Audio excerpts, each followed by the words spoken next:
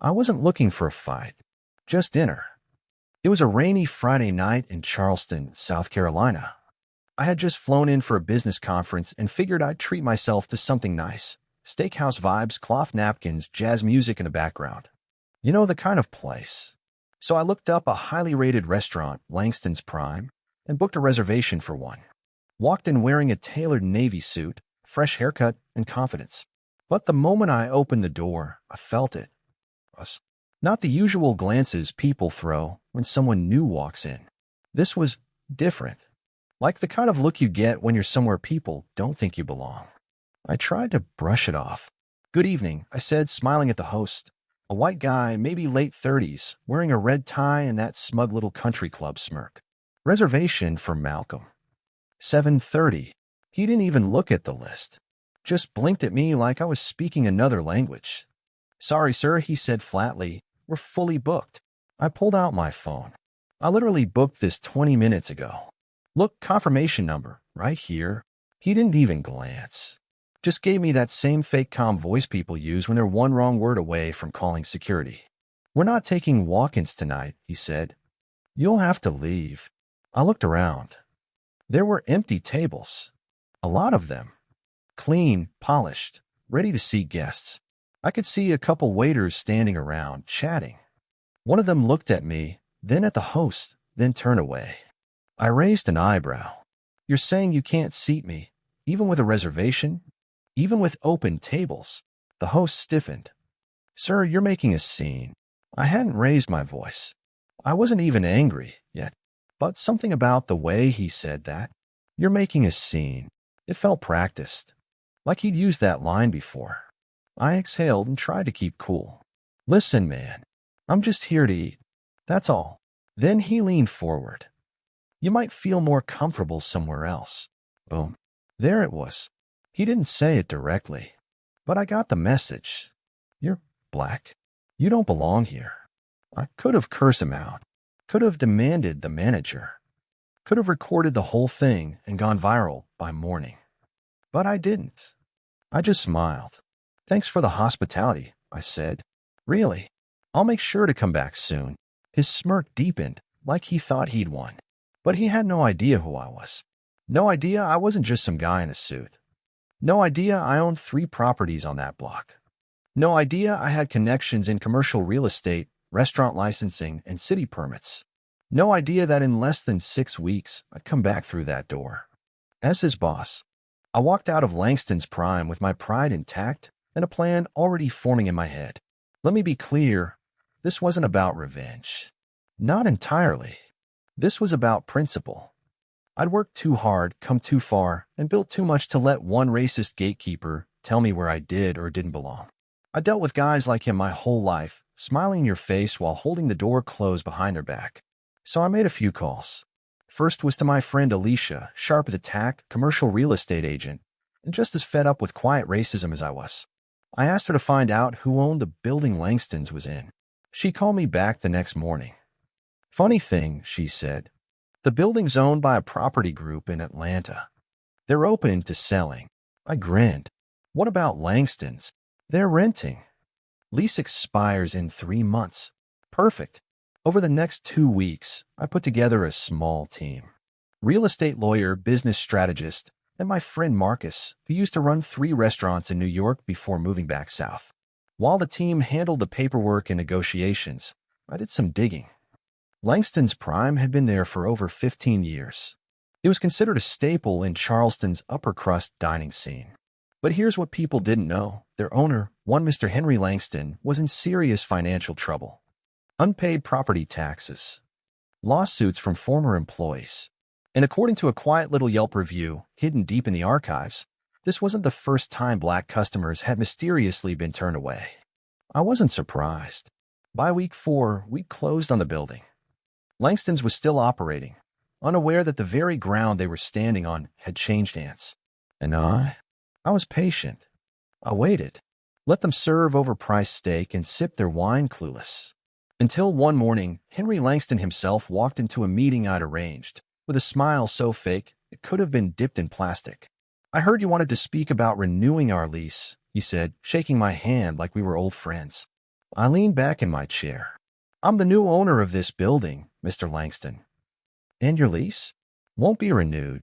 The smile disappeared. What? He scoffed. That's ridiculous. You can't just kick us out. I pulled out a manila folder.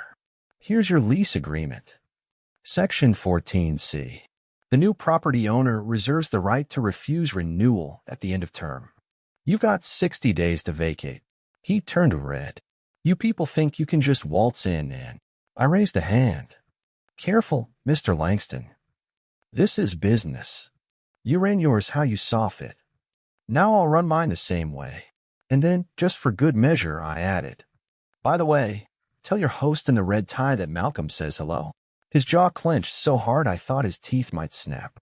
And me? I walked out just like I had weeks earlier, same suit, same calm expression. Only this time, I wasn't leaving with an empty stomach. I was leaving with the whole damn restaurant. The last few weeks of Langston's prime were messy. Word got out that the restaurant was being forced to close, and people weren't happy, especially the regulars who clutched their wine glasses like trophies and whispered words like tradition and heritage like they meant something other than we liked keeping this place white. I didn't care. I watched from across the street sometimes, sitting in my car, sipping coffee, just watching them walk in and out with no idea that the ground beneath them was already gone.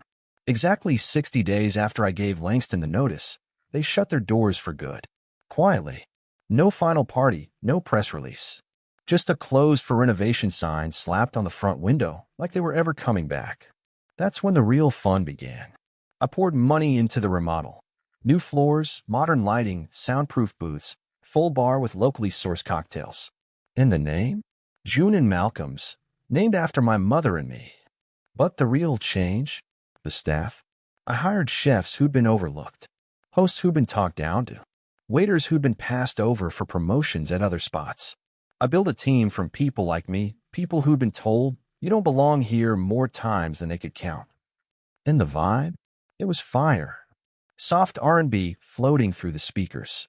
Smells of Cajun fusion steak, southern roasted salmon, and honey butter biscuits floating through the air. People came dressed up, feeling seen, not judged. We served the best food in Charleston, and we made sure everyone felt welcome. The soft opening was invite-only. Friends, local black business owners, artists, and activists. Everyone brought someone. The place was packed by 7 p.m. That's when I saw him, standing outside the front door. The host in the red tie, still wearing that same smug look, though now it had a layer of confusion underneath. He stood there like he couldn't believe what he was seeing, like someone had hit rewind, but the movie was all wrong. He finally walked up to the entrance. Is this Langston's? He asked, blinking at the new sign above the door. No, I said, stepping outside. Langston's is gone. This is June and Malcolm's now. He blinked. Wait, you're that guy. From the reservation. You refused to seat me, I said. Told me I'd be more comfortable somewhere else. His mouth opened, then closed. He looked around like he was hoping this was some prank show. Like Ashton Kutcher would pop out of a trash can any second. You hiring? He asked, eyes darting like a desperate rat. I looked him dead in the eye. No. I turned and walked back inside, letting the door close slowly behind me. The moment I stepped in, the room erupted into applause. Not for what I'd just done, but for what this place now was. A space where we belonged. Where we always had. Success always brings noise. June and Malcolm's was booming. We had reservations booked out 2 weeks in advance. Food critics who had never stepped foot in our side of town were calling it the freshest culinary experience in Charleston. Even the mayor's office reached out to host a community dinner. But of course, not everyone was happy. Especially the people who used to dine at Langston's Prime.